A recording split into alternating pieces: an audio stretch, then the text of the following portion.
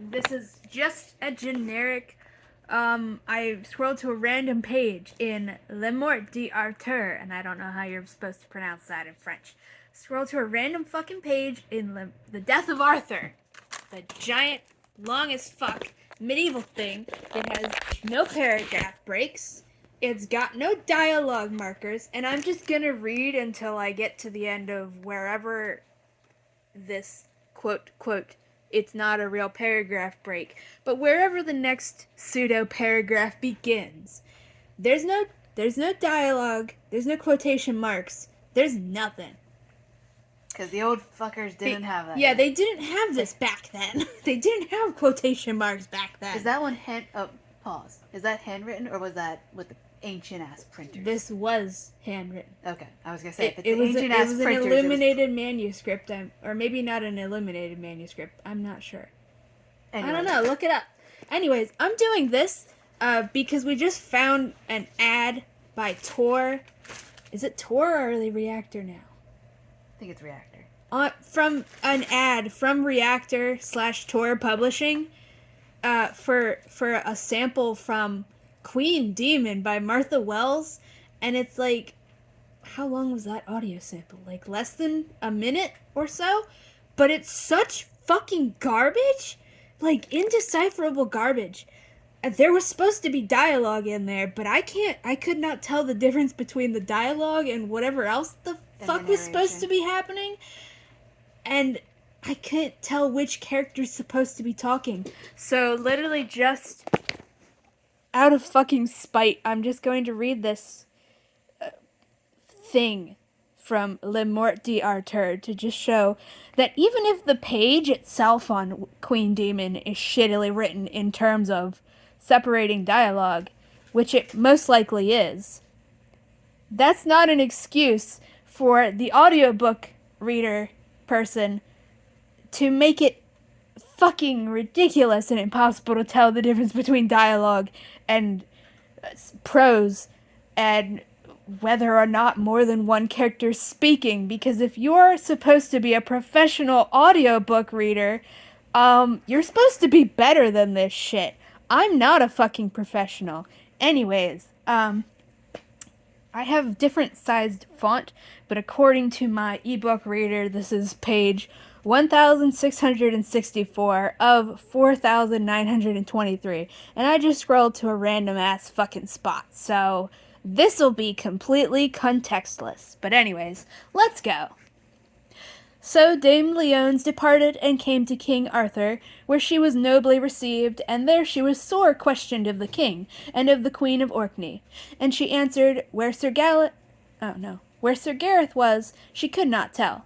But thus much she said unto Arthur, Sir, I will let cry a tournament that shall be done before my castle at the Assumption of Our Lady, and the cry shall be this, that you, my lord Arthur, shall be there, and your knights, and I will purvey that my knights shall be against yours, and then I am sure ye shall hear of Sir Gareth. This is well advised, said King Arthur. And so she departed, and the king and she made great provision for that tournament. When Dame Leones was come to the Isle of Avalon, that was the same isle there as her brother Sir Gringamore dwelt, then she told him all how she had done, and what promise she had made to King Arthur. Alas, said Sir Gareth, I have been so wounded by mishap sithen I came to this castle, that I shall not be able to do at that tournament like a knight, for I was never never thoroughly whole since I was hurt. Be ye of good cheer, said the damsel Lynette. Where's Lynette? How the fuck did Lynette get... Never mind. Oh. Unrelated. I didn't know Lynette was there. Alright. Is this the guy who got his head cut off? Okay. Arthurian legend nerds are probably enjoying this segue. Let me start that over. Okay. Alas, said Sir Gareth, I have been so wounded by mishap sithen I came to this castle, that I shall not be able to do at that tournament like a knight. I think this is the guy who got his head cut off. For I was never thoroughly whole since I was hurt. Because you got decapitated? Be ye of good cheer, said the damsel Lynette, for I undertake within these 15 days for to make you whole, and as lusty as ever ye were. She's literally the one who goes around fixing I think this is the guy who got decapitated, and she just, like, tells everybody, it's fine, don't worry about it. What the fuck? And then she laid an ointment and a salve to him, as it pleased her, that he was never so fresh nor so lusty. Then said the damsel Lynette, Send you unto Sir Persant of Inde, and summon him and his knights to be here with you, as they have promised. Also, that ye send unto Sir Ironside, that is the Red Knight of the Red Lawns, and charge him that he be ready with you with his whole sum of knights, and then ye shall be able to match with King Arthur and his knights. So this was done, and all knights were sent for unto the Castle Perilous. And then the Red Knight answered and said unto Dame Leones and to Sir Gareth, Madam, and my lord Sir Gareth, ye shall understand that I have been at the court of King Arthur, and Sir Persant of Inde and his brethren, and there we have done our homage as ye commanded us. Also Sir Ironside said, I have taken it upon me, with Sir Persant of Inde and his brother, to hold party against my lord Sir Launcelot. Launcelot, they're spelling it with a U. There's an extra U in there. And the knights of that court. And this have I done for the love of my lady Dame Leones, and you, my lord Sir Gareth. Ye have well done. If I have weird breaks, it's because my font size is like kind of breaking up words weirdly. Ye have well done, said Sir Gareth. But wit ye well, ye shall be full sore matched with the most noble knights of the world. Therefore we must purvey us of the good knights where we may get them. That is well said, said Persant, and worshipfully. And so the cry was made in England, Wales and Scotland, Ireland and Cornwall, and in all but the out isles, and in Brittany, and in the many countries, that the feast of the Assumption of Our Lady next coming, men should come to the Castle Perilous, beside the Isle of Avalon, and there all the knights that there came should have the choice whether them list to be on the one party with the knights of the castle, or on the other party with King Arthur. This so-called paragraph is still going, because there's not a paragraph. And 2 months was to the day that the tournament should be. And so there came many good knights that were at large. Actually, this might just be like a whole section of the book between, I don't know how Project Gutenberg is deciding where quote-unquote paragraph breaks go, but it might just be like entire mini-stories. Okay, no, I scrolled a bit more. I found a paragraph break. It's not too much longer. And 2 months was to the day that the tournament should be. And so there came many good knights that were at large, and held them for the most part against King Arthur and his knights of the Round Table, and came on the side of them of the castle. For Sir Eponogris was the first, and he was the king's son of Huh?